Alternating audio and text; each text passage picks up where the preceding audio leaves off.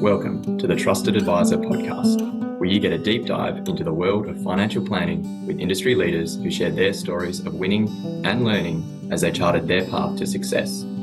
This podcast is for the curious, those of you that like to dig into the detail. If that sounds like you, get ready to listen and learn.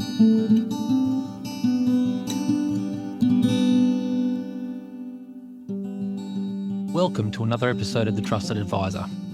Today, I'm joined by two highly respected advice professionals, Anthony Warr and Bianca Musico from Warr Hunt. If you're in the financial advice profession, it's likely you've heard of them, particularly because Warr Hunt has previously been a finalist for the FAAA Professional Practice of the Year, including in the year just gone, and Bianca was recognised nationally as a Certified Financial Planner of the Year in 2024, a truly outstanding achievement. In this episode, we go deep on the building blocks behind their success. Bianca shares the personal journey that led to her award recognition and reflects on the importance of stopping to look back and take stock, a practice we often do for our clients, but rarely do for ourselves. We also discuss the diamond team structure that Warr Hunt has built to support internal talent development, their investment in structured career pathways, and the deliberate culture of mentoring and succession planning that's positioning their firm for long-term sustainability. Anthony opens up about what it takes to continually improve, the role of process and discipline in business performance, and their adoption of the Entrepreneurial Operating System, EOS, as a framework for clarity and execution. We also touch on the powerful work Warr Hunt is doing to nurture young advisors, particularly women in the profession, and the importance of patience, confidence, and structured feedback in developing great advisors. And in a particularly inspiring segment of our conversation, Bianca shares her work on the Cracking Mum Maths podcast and her personal mission to help more women feel financially empowered and confident making decisions about money. If you're leading a team, growing a practice, mentoring young professionals, or just looking for inspiration on how to do business better in advice, this conversation is for you. So grab a coffee, pop in your headphones, and let's dive in. Welcome, Anthony Warr and Bianca Musico, to the Trusted Advisor podcast. G'day, Rob. Good to see you. Thanks, Rob. Good to see you both. We're here today to talk about something which is very interesting to a lot of people. Your practice has been more than once appearing in the finalists of the Practice of the Year, and then this year just passed, Bianca, you picked up the Certified Financial Planner of the Year award with the Financial Advice Association. So I really want to touch on that to begin with, Bianca, and start with you and just get you to share your journey, because everyone who sees people succeeding in this profession can learn a lot from others. You can share a lot of wisdom about what it takes to get to that level. So I'm really keen to dig into that with you and ask you to begin today just by sharing the journey that led you to this very prestigious recognition as the CFP of the Year. Thanks for that, Rob. It is an award that is one of the ones that we look at, and we looked at from the start of the year and sort of said, what are all the awards that are out there and which ones are important to us? And this one resonated a lot with our firm. It resonated with me, and I was initially encouraged by quite a few people actually within the firm and outside to do it. So I probably reluctantly threw my hat in the ring, in all honesty, because I'm not one that likes to stand up there and have sort of that accolade or be the center of attention. It's definitely not me. But what I did find really impactful going through the process was actually getting to sit down and, as you said, reflect back on your career, because you don't do that. Well, I definitely don't. But I think most people sort of just get on with their life and their career and reflect back on what's happened. So entering the award allowed me to do that, which was interesting. It was actually interesting for family too, because they sort of look back and go, wow, I didn't realize that they're all the things you do or you did. So effectively, it was allowing us to sort of go through that process. And the FAAA puts a really good process. It's a really rigorous process, by the way, and I encourage anyone to do it. But they really do hone in on the advisor, which is what we liked about the award and what I liked about the award. It wasn't one of those sort of bells and whistles, how many clients have you got, how much fund under management. It was really tangibly about the advisor and what they're doing for the profession. And for that, I became really proud to be announced as the winner of that award. So I think it's more a reflection on what we've done over our life and over the journey of Warr Hunt and my journey as an advisor within Warr Hunt. So yeah, I'd encourage anyone to follow that process and go through the awards, even though you don't feel like potentially it's something that you want to be standing up there and winning. But it is a great thing to be recognised later on as someone who has contributed quite a lot to the profession. Yeah. There's two things I take from that. One is that you didn't necessarily appreciate how far you'd come until you'd stop to take stock of that. And that's something we do with our clients, isn't it, as advisors? We sit there with our clients, we show them how far they've come, show them the progress they've made. And there's something very affirming as a human being to see how far you've come in anything. And so we're used to doing that as advisors with clients. And to go through that process yourself clearly was something that was very rewarding for both you and your family to see how far you've come in your career, and to be recognised as the top CFP of the year nationally is a massive recognition. And I would just add to your point there about this award and the awards in general from the FAAA, Practice of the Year and Certified Financial Planner of the Year. We have a similar perspective that you just shared, Bianca. There are awards out there that will recognise how much fun you've got, and there's different motivations for different firms, and they're all valid. But for us, we hold this series of awards from the profession to be judged by your peers, which is to say that's the best sort of professional recognition you can get, in my view, which is to say your peer group is looking at you and saying, relative to your peers, you stand above. You're an outstanding example of what this profession brings. So I can totally relate to the points you've made there. And as you say, for people who haven't done it yet, it's a great process just to actually just see how far you've come and reflect on that. So, Anthony, turning to you, you've been at the helm of Warr Hunt since the beginning, and you've actually now been a finalist more than once. So clearly the profession is recognising you as a practice that has done a lot of things right. What are the top three strengths you think Warr Hunt bring, I guess, to these awards that people look at and say, this is a firm that really knows how to be successful in delivering advice to clients? What would those top three strengths of Warr Hunt be, do you think? Yeah, thanks, Rob. It's interesting. Listening to Bianca just talk about stopping and reflecting. I've been working through this program, which I might share a bit on later, but one of the concepts raised was this thing of the gap and the gain, and that we often get stuck in the gap rather than focusing on the gain. Where have we come from and what have we achieved? And you beat yourself up a bit for the things that you haven't done well, and you forget about all the things that you've progressed in. And I've always said to our kids that winning is everything, right? And I still believe that ultimately, but you can't have a journey without a destination, and you can't get to the destination without a journey. So in the end, you still want to win, but you've got to take the good that you get along the way, even if it takes you longer to win. And we haven't won this award, Rob. We've been runner-up twice, okay? And the reason I raised the gap and the gain and the reflection is someone said to me, wow, you've done it again. So I look back and I think, well, what have we really done well? And what do we keep doing to get better? And we've been asked, are we going to go on this award again this year?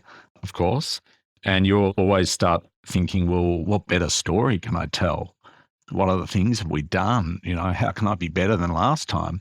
And I think we asked that question last year when we submitted again. I remember sitting down with Bianca and going, how do we write more about this? Like what little things? And all of a sudden we're sitting there and we're talking about Bianca's succession in the firm and becoming an owner and on our principal pathway.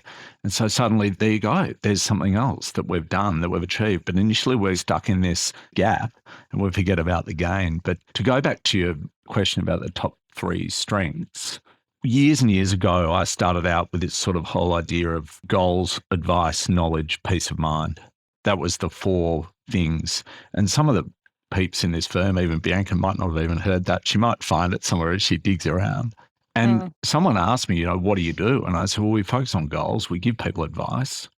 And, in the end, we just want to give them peace of mind. And I think what we've done is we've got 4 points of difference in this firm. And we talk about understanding, designing, certainty and alignment. But really what it is we want to understand our clients better than anyone else. That is our goal. Now, there's other people out there that will have a crack at it, and they might be as good as we are. We don't know. But our aim is to get to understand our clients better than anyone else as quickly as we possibly can. And then we want to design a plan that's built around all that. And we have an investment philosophy that we believe has the highest degree of certainty achieving investment success. And we apply that across our whole client base. So we don't let clients pick and choose what they want here, because we want to give them the ultimate certainty. And the other most important one to us is we're independent. And the only way you can be aligned to your client is to be truly independent. So those 4 points of difference is one of our strengths. The other one is embracing help and advice and systems, and that could be in part technology. But I go right back to 2006, I think it was, 2005.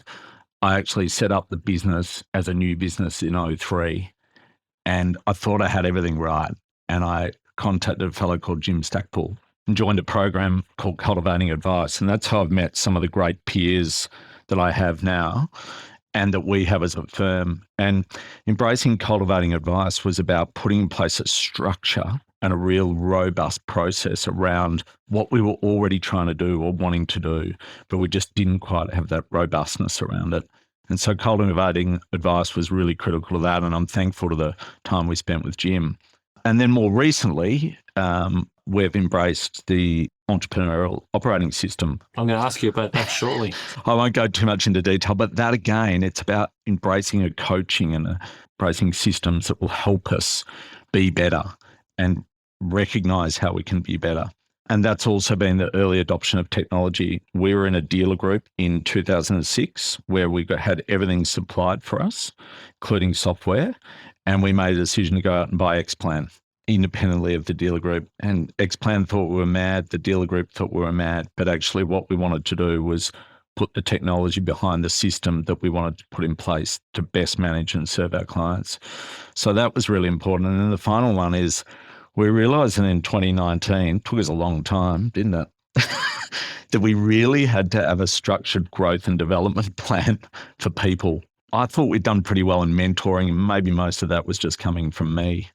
But as we grew, I realised that unless we started to map out what people's futures could look like, we wouldn't be able to get that buy-in and that success and development. And I'm really proud of what we've been able to do with the growth and development of people. You know, some of them have moved on to completely different careers, but I look back at that and say, well, we actually shaped them to be the people they are, or when they left, that gave them the opportunity to embrace a different profession or a different career path. So that's been really, really important as well. Yeah, and on that point, that's something that, Bianca, you've been sharing a little bit of that as you've been travelling around the country to the FAAA Roadshow events, and you've spoken about supporting the growth of the professionals in your firm. Can you share with our listeners what Warr Hunt is doing there and how that focus has shaped your interactions with the team daily at Warr Hunt?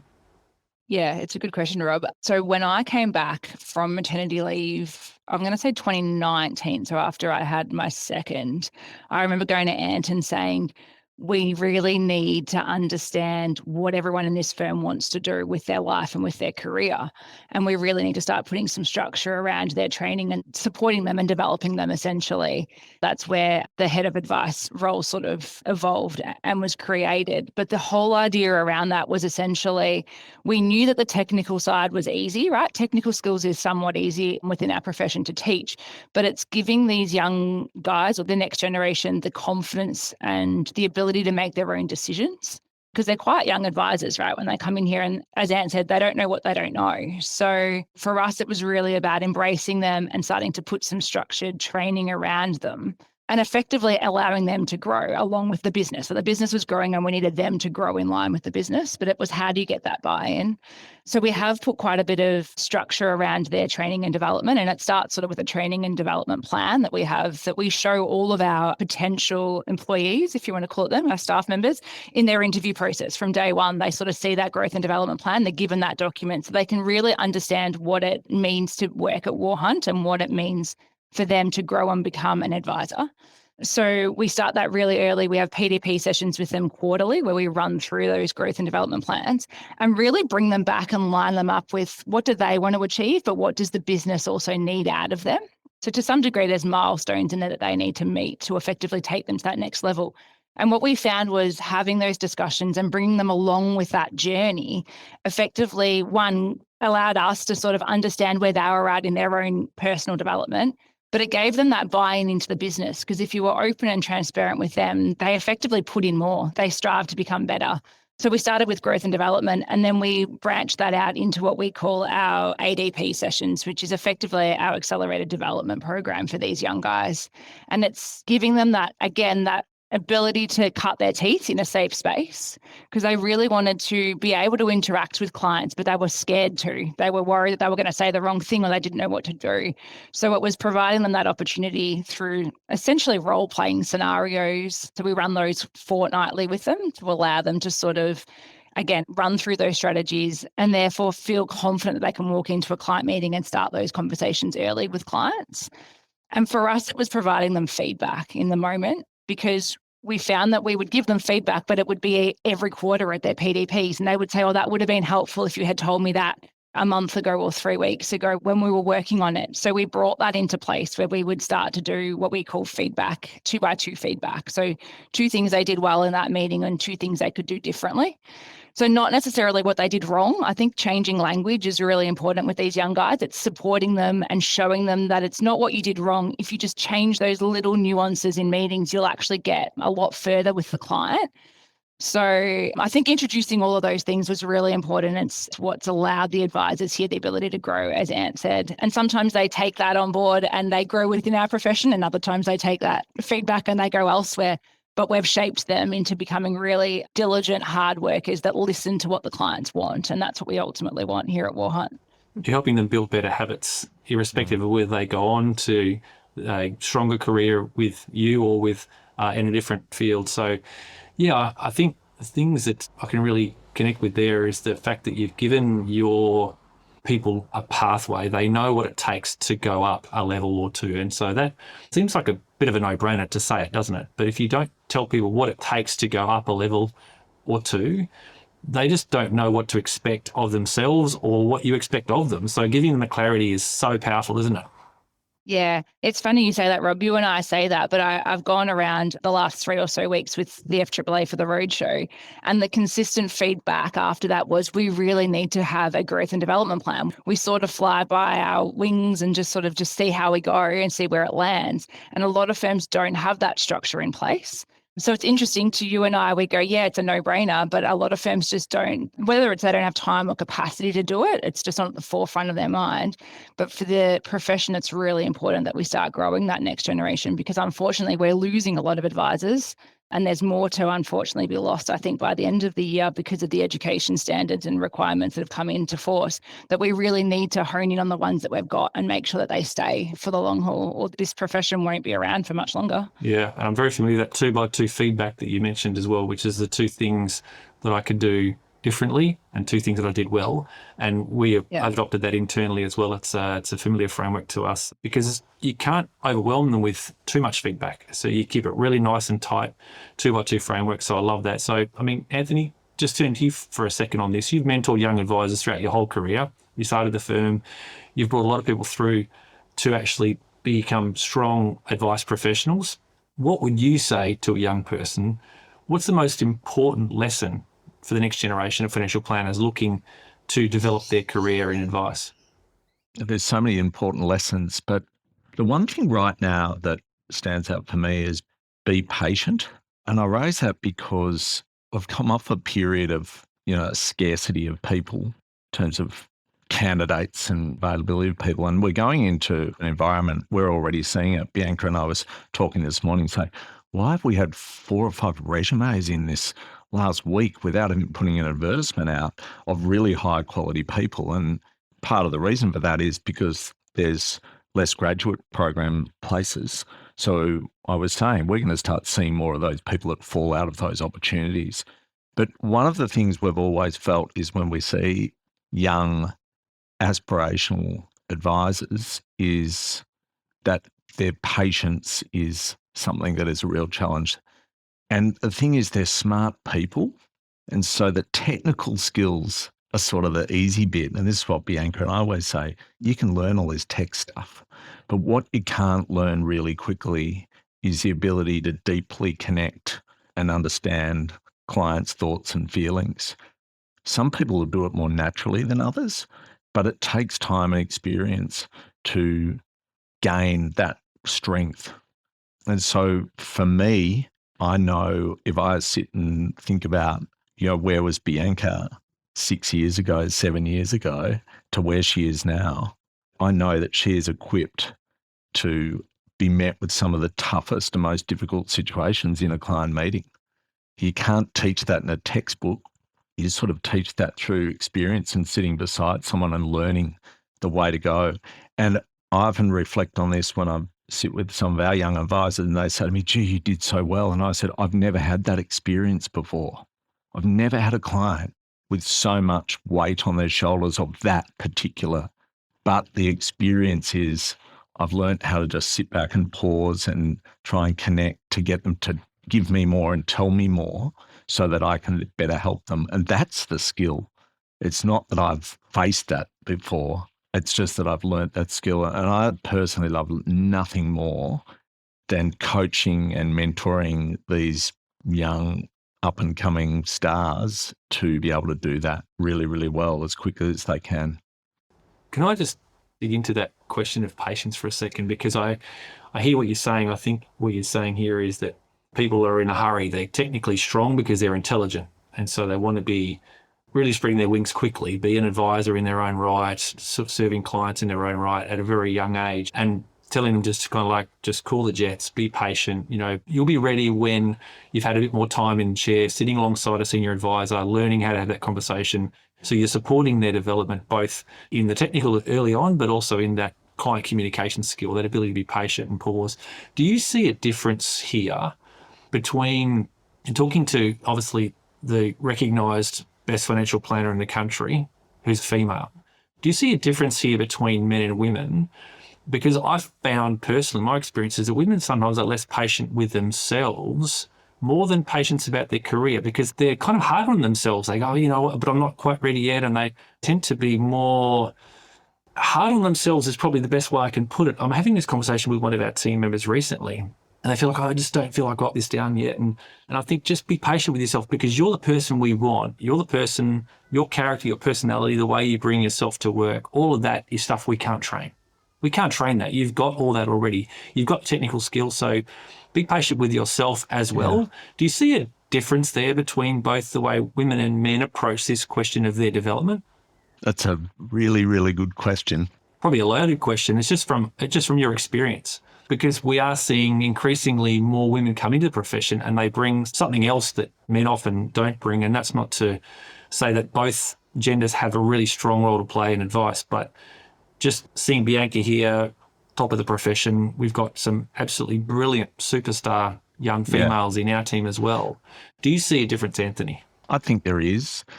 What I'd like to think is that in the last 3 or 4 years, there's young people emerging female that have started to develop a greater confidence.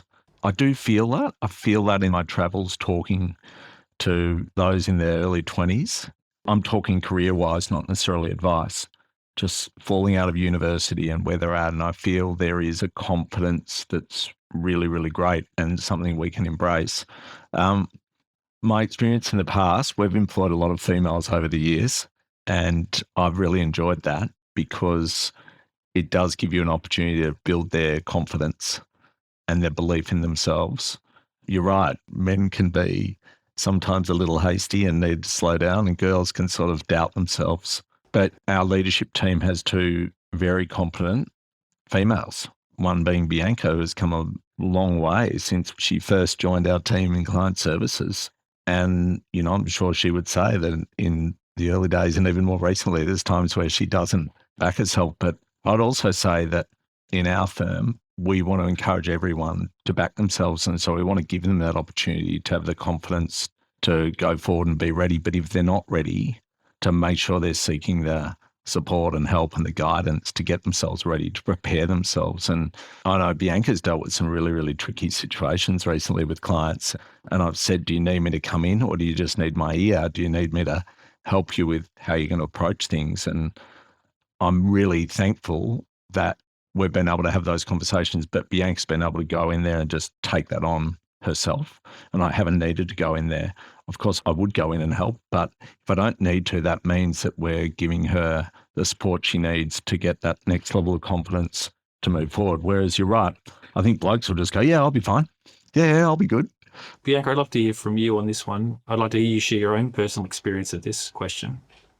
It's a funny one because people ask me, and again, it probably came about it because of reflection when Anthony and Sam came to me and said, we've got this opportunity to buy into Warr Hunt. I remember sitting there going, buy into Warr Hunt? Why? Me? And it was always because, and it might be a generalization, but I love what I do. I loved coming to work. But for me, my husband was the self-employed person, right? He's not in financial services, by the way, but he runs his own business.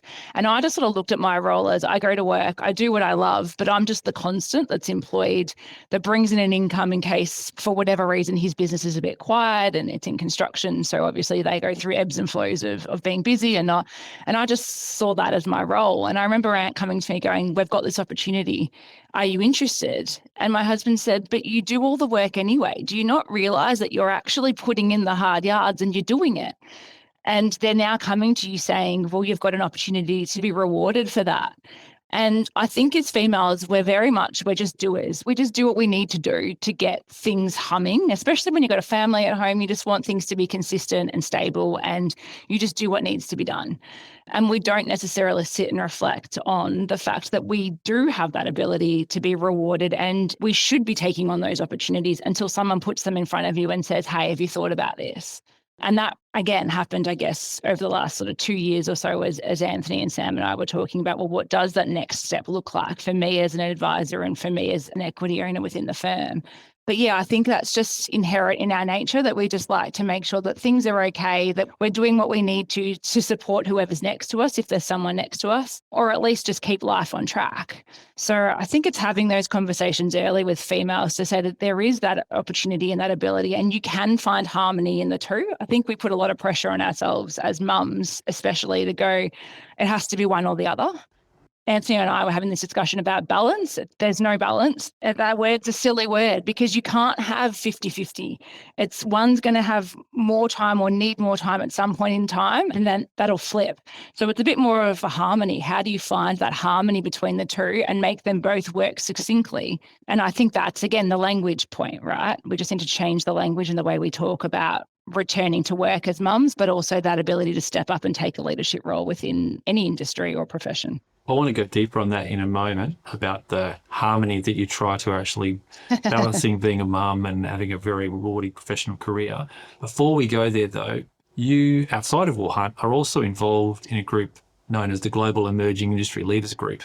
So you're being recognised as being someone that the career is really on an upward trajectory. Now it's being recognised nationally as the best financial planner in the country. I'd like you to share a little more with our listeners about that group of global emerging industry leaders and the value you get from being a part of that peer group, if you like. Yeah, so it's essentially a group of, as you said, emerging, in this case, financial advisors or practice managers around Australia and globally.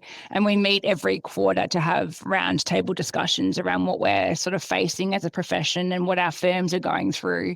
So for me, it's a really interesting forum. It's an amazing forum to be able to bounce ideas off others that are sort of at a similar level potentially, or to that point is helping others get to that level that I'm at or that we're at. There's quite a few of us that are helping sort of mentor the next lot of emerging leaders, if you want to call it that. So for me, it's a really amazing experience. We talk about the day-to-days of business. We talk about the practice and what challenges we're facing, but we're also encouraging each other to sort of strive for that next level of excellence and to essentially shape the profession and to shape what financial advice is going to look like, because it is going to look very different in the future under this next sort of generation than what it looked previously, which is a good thing. So it's not a bad thing. We're not saying what was being done before was being done poorly or in a bad way, but we just need to bring the profession up to a standard that is acceptable and understood by a lot of Australians.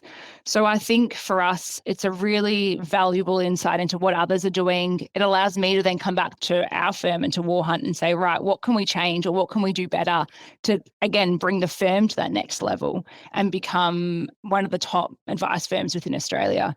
So it's really about ultimately improving the delivery of advice for Australians, because we know that Australians need to have access to advice, and it's really hard for them at the moment to get access for whatever reason. It might be barriers to entry by way of cost. So we just really need to hone in and improve that quality of advice. And that's what this forum allows me to do, and allows us around Australia to do, is come together, talk, discuss, and sort of bring ourselves all up to that next level of striving for excellence, essentially. Yeah, I'm going to get you to talk more about that in a moment, about that future perspective, about the advice profession and how it has changed just in the time you've been developing in your career and what you see is coming and what those emerging industry leaders are actually all sharing in that forum. Before we get there though, Anthony, you touched on how one of the key strengths of your business has been very much about bringing process into the business to make sure there's a way of doing things. You talked about the career pathway.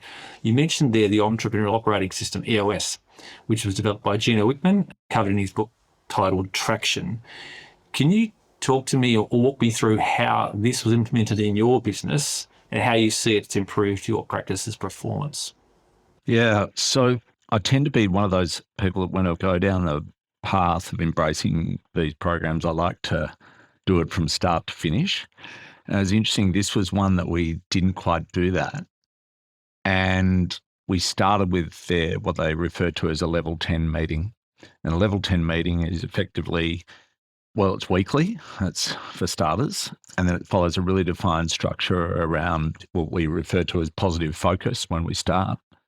Positive focus is, what's gone on well for the week, personal, professional, and how you're going to use that to better the next week, month, year. There doesn't always have to be an outcome. It could just be you're sharing something positive, success. But ideally, what we like to also see is how we're going to use that positive focus. And then we go through scorecards, which is, key metrics. Scorecards can mean anything, but for example, it'll be, how we're going from a revenue expense point of view. So we're always looking at numbers every week in relation to performance of the firm. Then we're looking at numbers in relation to advice delivery. And then we're looking at numbers in relation to the next layer down in terms of tasking and workflows and those sort of things. And all that's doing is just making sure that every week you're looking at the high level scorecard and saying, is everything okay? Are we on track? Are we off track? And then we have rocks, which are basically, call them projects, and projects that are all feeding into the business plan. Sometimes rocks appear throughout the year. They weren't in the starting year business plan, but they appear. In the tech space right now, that's a really good example of rocks keep turning into boulders. So we go through rocks, we go through headlines. So it's client headlines, team headlines. So headlines really are issues. Are there things that have come up that we really need to just make everyone aware of? Doesn't mean we have to solve them and work through them. Maybe we're just letting people know that this has happened this week and we're on top of it and we're aiming to get it all sorted for next week. Can I just jump in there, Anthony? Did you actually read the book and start to apply the learning from the book Traction? Did you get a facilitator to come in and help roll out the program with a deliberate sort of focus of how to actually roll it through the business in a structured way so it wasn't kind of drinking with a fire hose? How did you go about implementing the process? This is probably the point about normally I like to follow the process. We didn't use an implementer. With EOS, you can. We did meet with an implementer and we decided for a number of reasons to go it alone. EOS allows you to self-implement. I think the bigger the business, the more important an implementer would be. We were pretty structured in things we did already. This just required some subtle but really important changes. So we went it alone. So we still do subscribe to I think it's called Basecamp with EOS. But what we've done with it is level 10 meetings are now across our whole business. So Bianca and I have a catch up every, I'm going to say twice a month, week 2, week 4, I think we are. And that's Bianca's head of advice catch up. And we follow that agenda just with the two of us. We follow a structured level 10 agenda. And we have our client services team, our associates advisor team, leadership team. Everyone is always meeting weekly. And then some of the breakout groups, like with Bianca, I meet with Zoe, our ops manager, twice a month as well. We follow the same agenda. And what it's done is just brought real clarity into the business. We've got to keep working on this. It's no silver bullet. And if you don't follow the process, it falls away, can fall away really quickly. But the one thing with level 10, the whole idea is, from our point of view, was to follow a really clear structure so nothing got missed. Corridor conversations are terrible in businesses for getting culture right, for getting implementation right, for managing people, clients. So level 10 meetings are really designed to bring us together as a team and get everyone on the same page and everyone on track and make sure that people that need to know what's going on.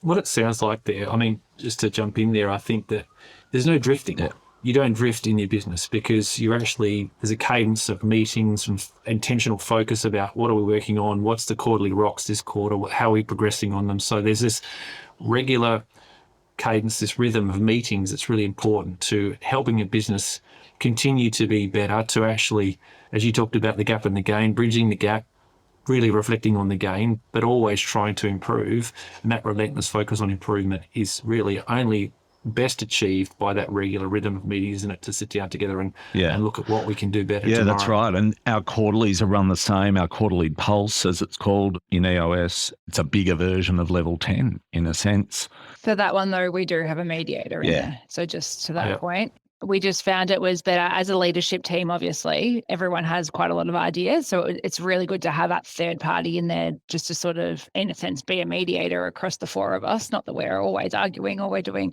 but it's just good to sort of get the rhythm, because we can get bogged down in having discussions on things because we think it's really important. And he gives us the ability to sort of move on quite quickly if we need to. So for those quarterly pulses, we do have someone that comes in and assists, and that's just a member of our board. Not necessarily a paid EOS mediator. Yeah. It's a paid role, but he's effectively, I call it our leadership team chair. So in our quarterly meetings, he's facilitating that. Yeah, still in the conversation because in reality, you can get deep on something and someone just keeps you on a thread, just pulls it back to sort of like keep the thread tight on what you're focusing your attention on. So I want to speak about something that I know you spend a lot of time on. We've spoken about a little bit about career development pathway and the like, but team structure and talent development is really one of the core strengths you've spoken about, both of you. You put a lot of attention on it in your practice. Can you walk us through your team structure, how you've actually set your team up, and how you think it's contributed to the success of your practice? And I'll let either of you take that one.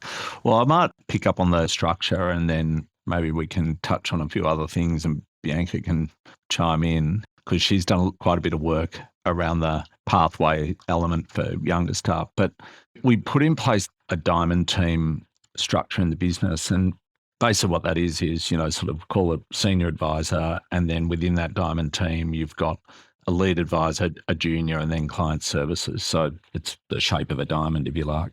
With that, what we realised that as we grew and senior advisors took on more and more clients, you just can't keep taking on clients and managing all the existing. So what you need to do is have a structure that develops those people and brings them along. Now, we've done that in the past before we put in place the diamond teams. We, throw in a Bianca behind Anthony and she starts taking over clients.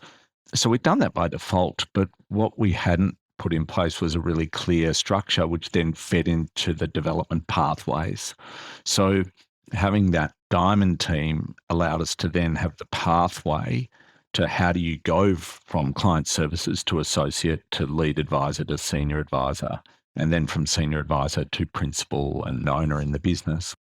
And so the diamond team structure sort of gave us the structure in the first instance to then create those pathways. And what we did in the pathway side of that was we picked up our growth and development guide and we actually put in a really clear matrix which said, here is a particular role that you start in, and here are the pathways you can go. So it may be you start in client service, so you've got the option to go to advice or operations. If you want to go to advice, what are the milestones you need to meet? If you want to go to operations, what are they? If you go down the advice route and you want to cross back into operations, what do you need to do? And the other thing we built into that guide was timeframes and remuneration. So we took a really big risk many years ago, but I actually think it's been a really good one. And that is that try to set clear timeframes, knowing that often people move quicker, but also let them know what the monetary opportunity is in those things. And this feeds back into the personal development plans where Bianca was touching on before about we want them to be successful as people and individuals in their own world, in their family life and their personal life. We can't do that without understanding where they want to go, both from a career point of view and a remuneration point of view. So bringing that together, we said, let's put that on the table. So that gives them the ability to ask the question. Whereas previously, the conversation about remuneration, you talked about confidence with males and females. Males are always happy to come in with, I want a pay rise, usually without any reason why. Females don't even ask. They just accept.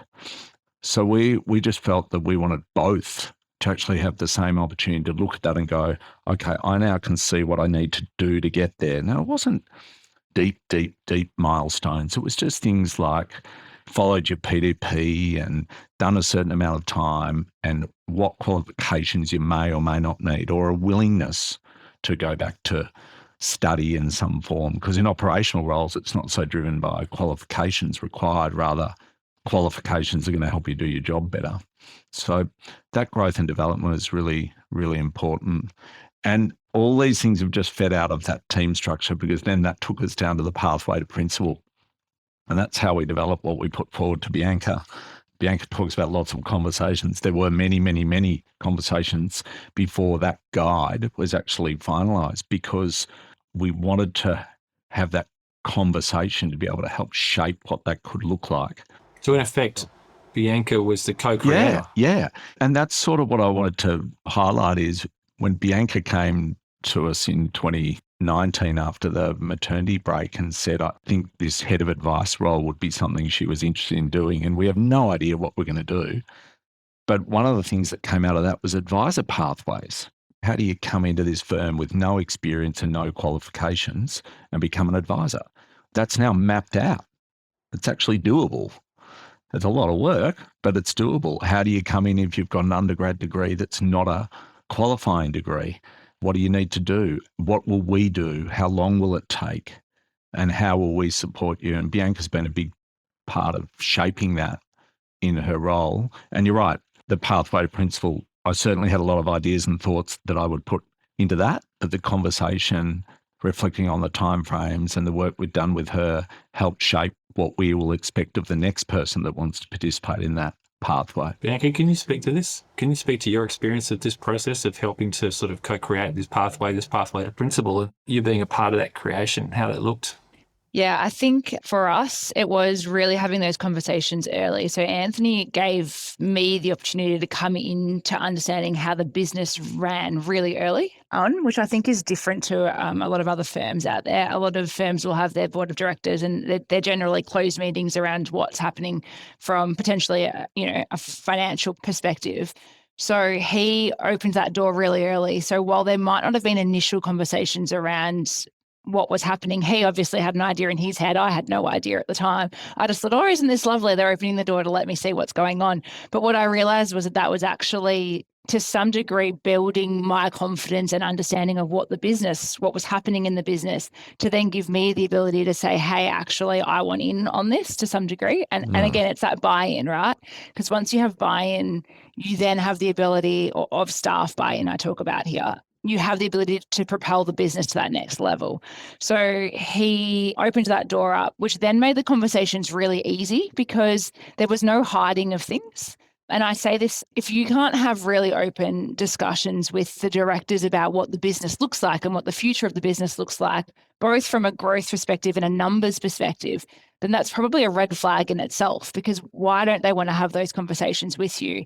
So I think for me, being able to see all of that and have those conversations early made the process really easy. So we could come together and build that plan and say, right, in Anthony and Sam's world, this is what it looks like. What does it look like in my world? And we could bring the two together and go, okay, this is how it sits.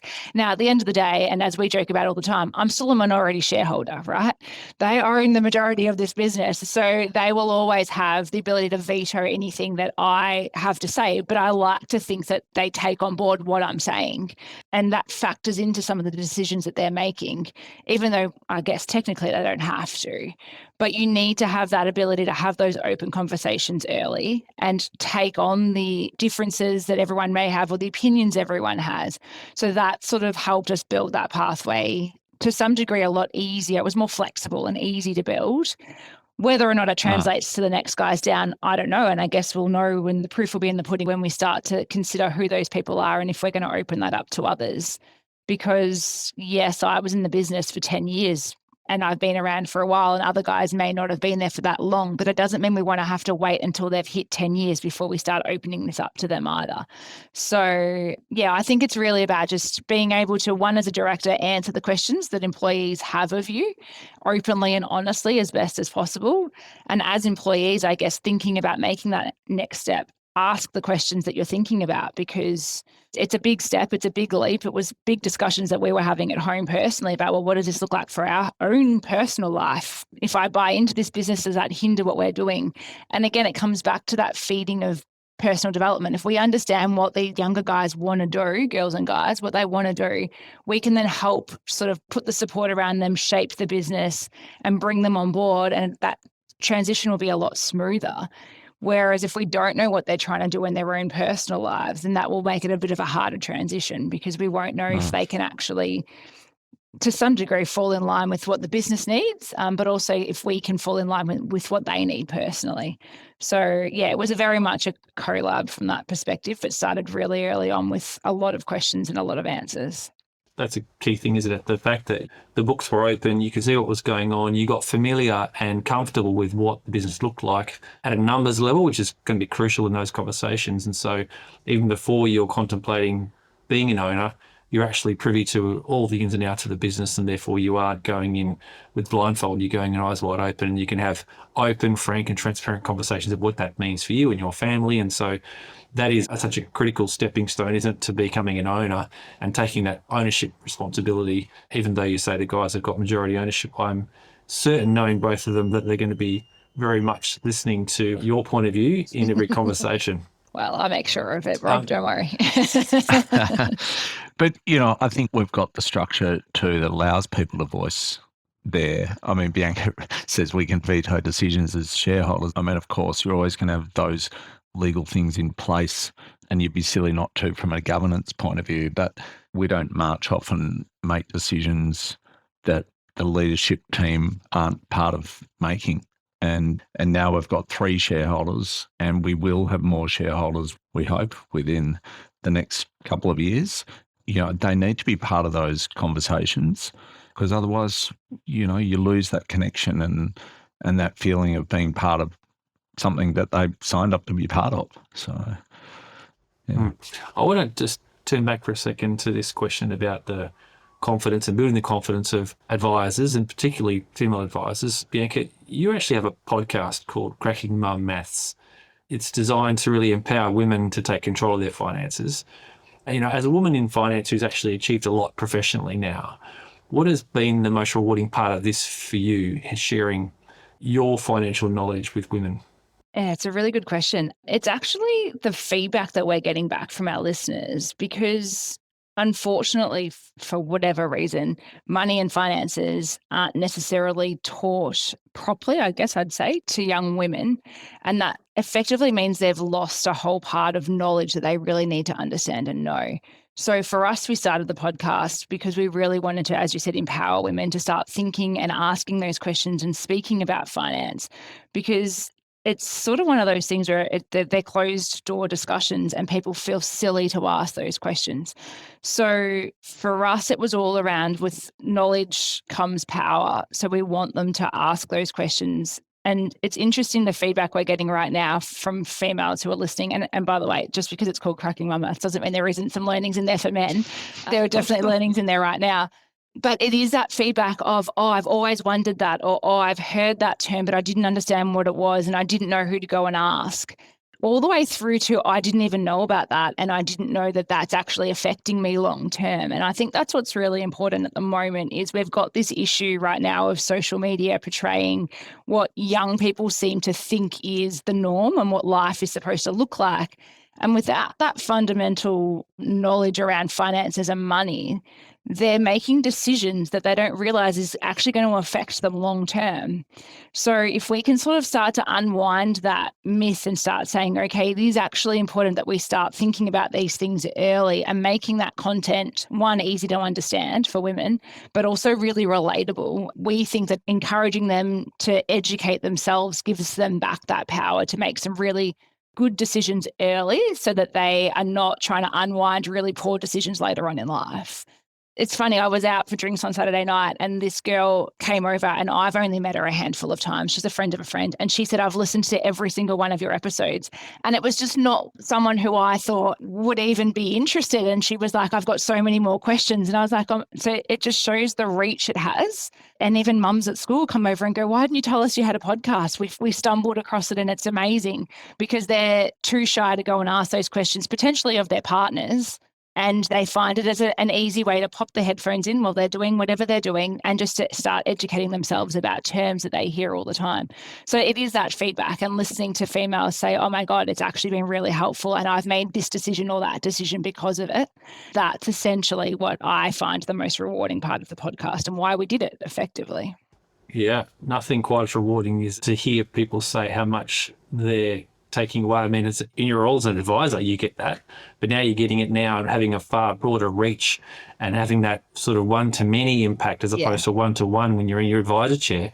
So what a great investment in just financial education. Kudos to you for building that out. And it's a great pay it forward type moment, isn't it? So how do I actually just make a difference in people's lives in a broader way? You're already obviously passionate about delivering advice and helping the individuals that you see, families that come to you one-to-one, but going further and going that broader market is such a great investment in education for people that tune in. The other thing I was going to say, Rob, that's been really good to watch from the sidelines is Bianca's done this with a lifelong friend who's not a financial advisor.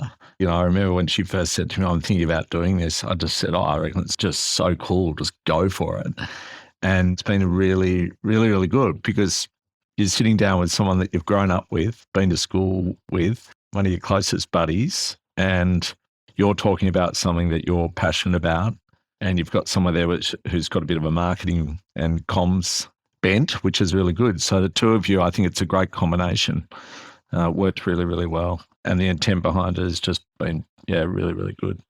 Yeah, we've got a young lady in our business who's equally as motivated, has her own YouTube channel now as well, which I'll put in the show notes, because it's a great way just to connect with people and share the knowledge we have, which we take for granted, some of it because we've been doing it a long time, and just to be able to have that impact. And just hearing those stories, Bianca, where someone comes up to you and says, but it's every episode and it's, it's so good, I've got more questions. It's just so rewarding to think you're having sort of impact. So congratulations on that. It's amazing. So I want to spend a second now to go back onto something which I know you've put some time into, especially over this last year or so. Anthony, you and I spoke, maybe it might even be more than a year ago now. You were talking about making an investment in Fin365, which is the CRM platform built on the Microsoft Dynamics system. And you also are using MyProsperity for your client engagement and service delivery. Can you just break down your technology stack for us? I'm particularly interested to hear how you've adopted those tools and what they've done for the process you talk about as being one of the key strengths of the business. So I'll maybe just take you back a few years, back to 2020. So we were on Google, but using Microsoft tools, obviously, like Word and PowerPoint and so on, but we're on Google Business. And so all our files were on Google Cloud, and we were using Iris's Xplan as our CRM, which is, everyone will know that as a financial planning CRM and modeling tools and portfolio management tool. And we sat down in 2020 and had a bit of, I'll call it a tech mind mapping session in our leadership group. It was one of our first big leadership team meetings, I think, where we really sat down and threw things on the whiteboard and came up with all these ideas and thoughts, and might have even been in amongst a couple of lockdowns where we were allowed to get together for a week from memory. And we sat down and went through all the things we thought about from a technology point of view. And rather than worrying so much about the solutions, just what do we want to address? What are we trying to look at? So we weren't talking about MyProsperity or Fin365 or Salesforce or anything like that. We were just saying, what are the real challenges we've got and where do we think we need to spend some time? And we all concluded that our starting point had to be the client, because ultimately that's what we do. We can change our CRM, but in the short term, it'll actually just be a distraction. It'll be costly time that move, all those things. So clients won't see any benefit from a CRM move for some time. However, a client portal where they can see their world, they can get immediate benefit from that. And so we decided that we needed to look at client portals. We'd been starting to utilize the Xplan portal, And we just didn't think it really gave us what we want. And that led us down to the path of My Prosperity. And we launched that first. So before we even looked at changing our document management solution, our CRM, or any other technology, we decided to embrace a client portal. So we have all our clients on My Prosperity. Why do we love it? We love it because we can securely share all the information. So we don't send anything as email attachments anymore unless we absolutely have to. If we do, they're all password protected, or we'll send them through other secure links. But ideally, everything is through My Prosperity. Keeps a client record of those core things. So each year we have their engagement letters, their advice reviews, etc., all captured in the CRM. They have a full picture of their financial position, which we think is really, really empowering for them. They know where everything is.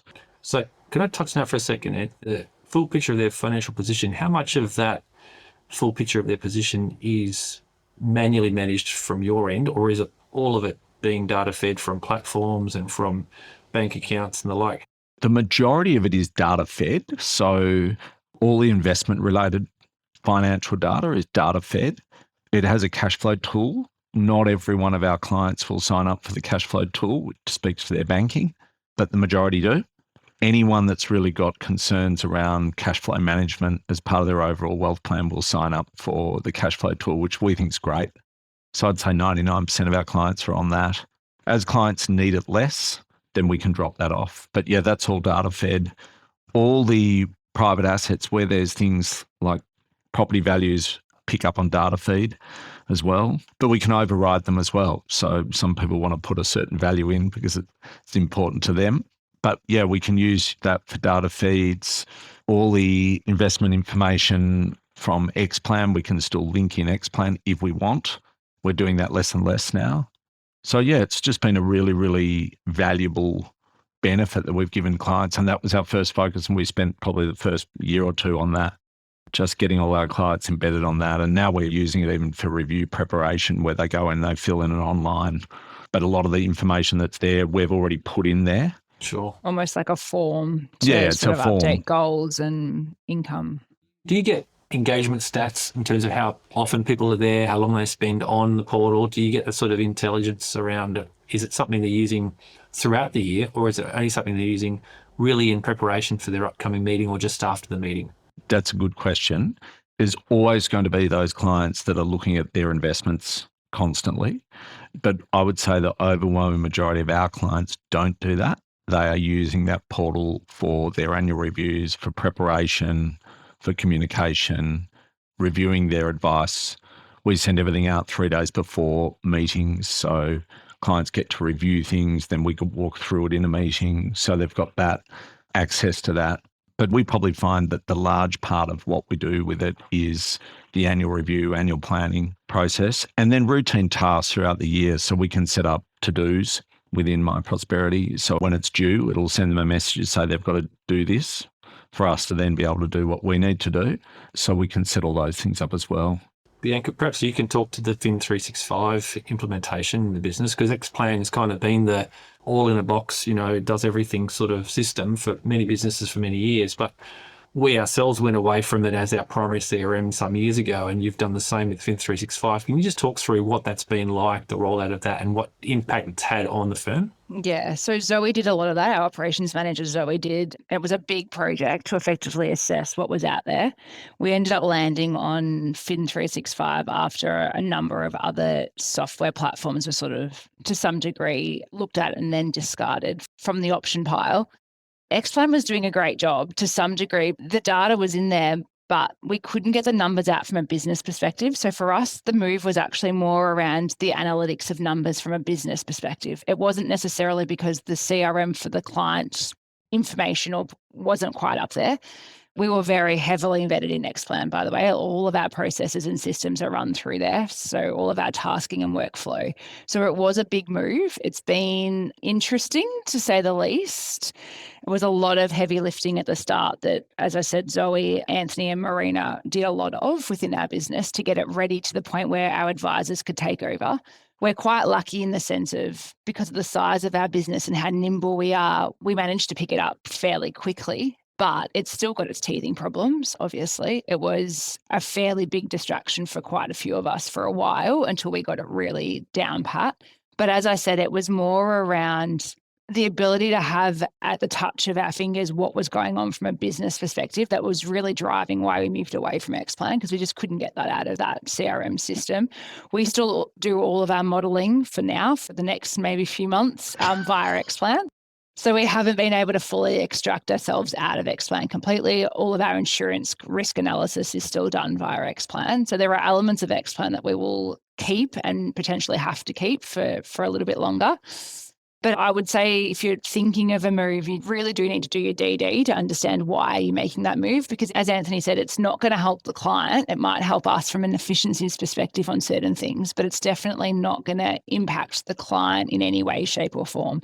So it really needs to be considered carefully and just making sure that there is ample reason to move before you make that move. Our DD on this was huge, though. It did go on for about 18 months. It went on for a almost while. 2 years to get to the point of where we got to. So we knew what we had to do. We knew what we were looking for. But we also knew the gaps. As Bianca said, there's been teething problems. There's still things we're working on. But we're about to make a significant investment around Power BI and Power Automate, which is part of the Microsoft suite, which is going to be able to take us to that next level again in terms of our dashboards and our reporting and our gathering of data to help us make decisions. So it's been a long path, but a really, really rewarding one in terms of where we sit at the moment. As you shared, when you got together as a leadership team, you started with what problem are you trying to solve rather than looking at software. So that's the DD process, isn't it? What problems are we trying to solve for here? And then you go through the process of looking at vendors, looking at the solutions they provide. Do they answer your questions as opposed to them coming and giving you a presentation? You really got your own pre-prepared checklist of things you're trying to solve for, and you ended up with prosperity and Fin 365. So, technology has advanced a lot over recent years, and it's still got a long way to go as artificial intelligence starts to come into our workflows, and people are using that as well. So as tech has advanced over recent years, it's undoubtedly provided more opportunity for work flexibility. You guys in Melbourne, you had to experience that more than most with COVID shutdown and that whole ability to work remotely.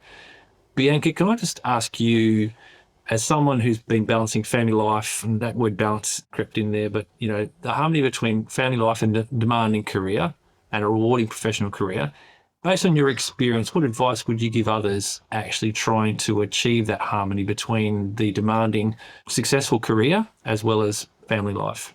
Yeah, I think it comes back to that. We touched on it before.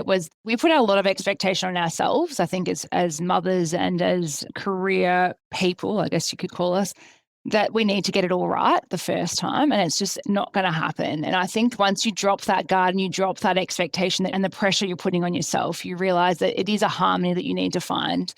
And the only way I was able to do it is to effectively say no, which is really hard. I'm not someone that says no. I'm very much a people pleaser. I want to make sure I'm doing everything to help everyone.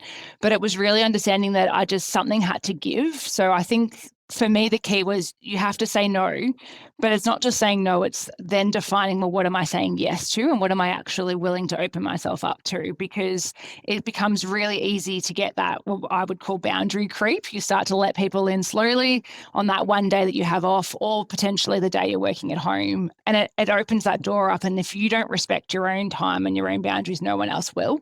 So it's sort of setting those boundaries really clearly from the start and making sure that you stick to those. But it's also finding what we would call finding your who.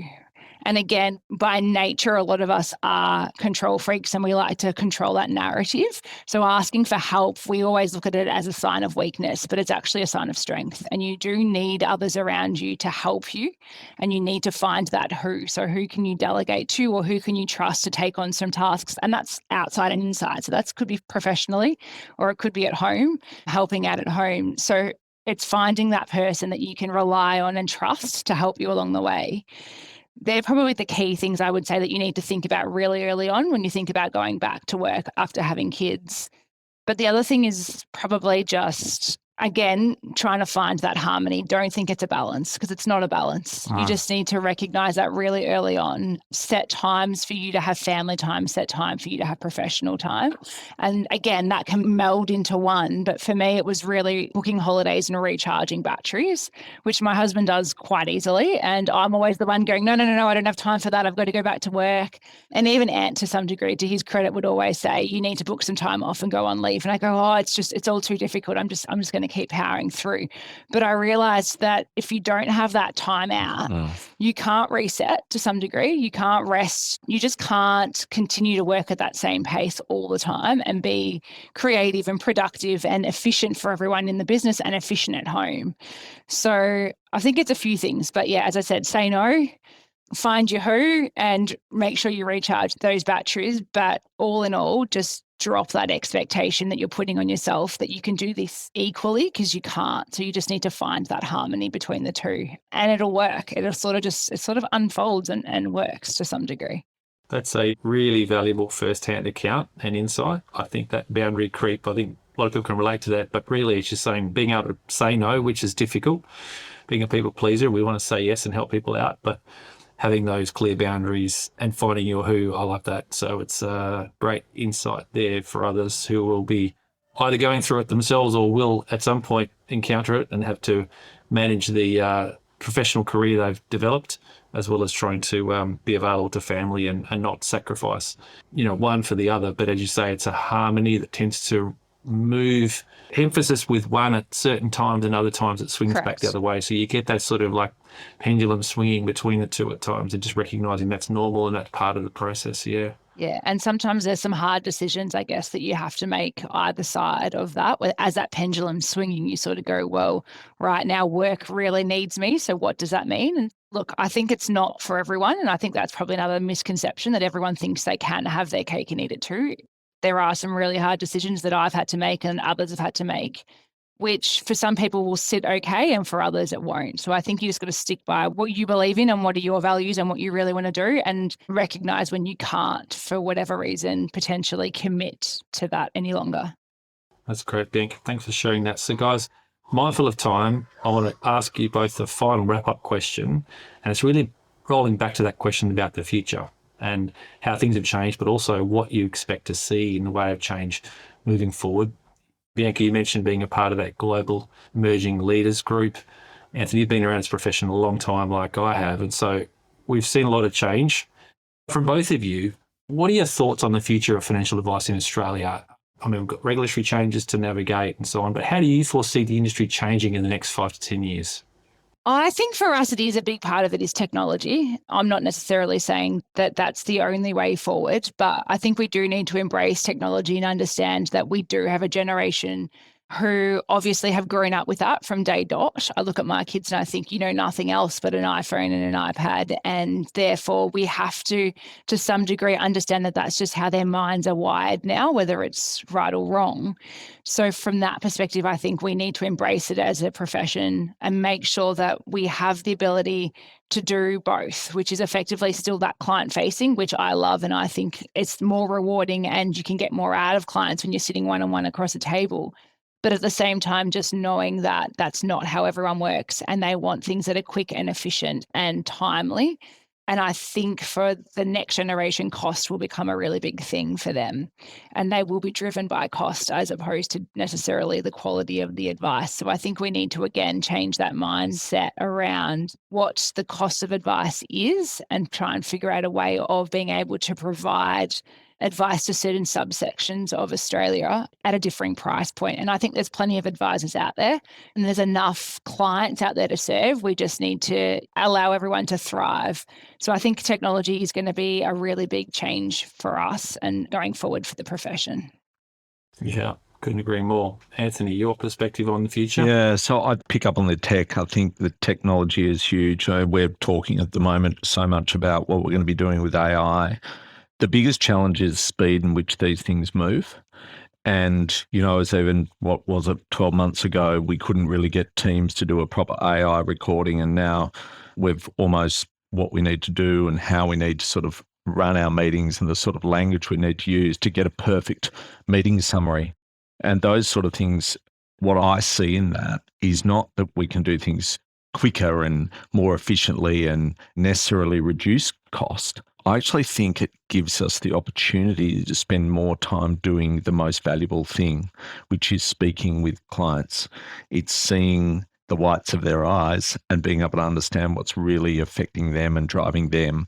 That is where the value really comes in, is helping people and guiding people. So when Bianca talks about this next generation coming through, the tech will be really important. We know this, we're already seeing this with the children of clients we're seeing, is that getting them to engage online, getting them to use an online portal, getting them to tick off their to-do list, they're on it straight away. But the ability to get them there is still that connection and that human connection. And I don't see that ever changing. So you ask what's going to change? I think it's how we deliver the human connection, because that's the bit we do so well. That's the bit that's just so rewarding. That's why I get up each day, is because I want our business to keep doing that for as many people as possible. The other thing I was going to say about the industry with regulatory change, I just feel more than ever, independence is going to become a key point of difference.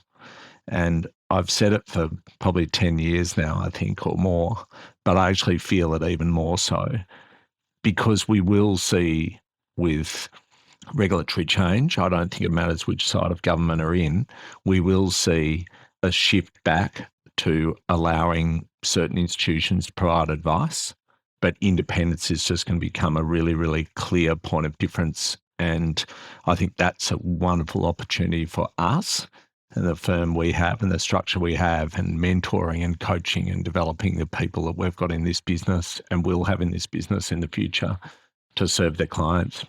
So, yeah, I think that's really, really key.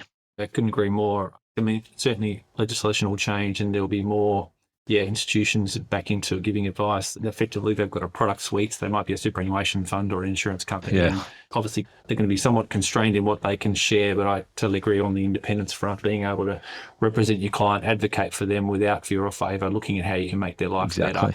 But just to touch on what both of you said there, the planner who sits in front of the clients and listens deeply, remembers what they worry about, their fears, their goals, their family situation, not just their financials, and building that deep relationship with people, that's something that artificial intelligence technology can never do. And that becomes indispensable to people, because we want to connect. We want to actually be understood, and we want people to truly understand us and hear our story. And so I couldn't agree more. That part of what we do already will never change, and the future is bright, because finally I think regulators and legislators have figured out that we do fantastic work for human beings that actually are looking to become more secure in their financial lives. And it's more power to us sitting in front of more people and trying to find a way to do that, because we know the impact that it generates, because we live it, we do it.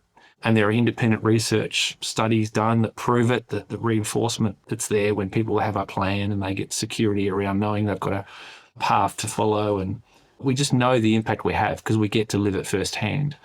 More people getting that's got to be a good thing. Yeah. So Anthony Warr, Bianca Musico from Warr Hunt, thank you so much for sharing your perspective and insights today, and for joining us on the Trusted Advisor podcast. Thanks, Rob. Been a great opportunity.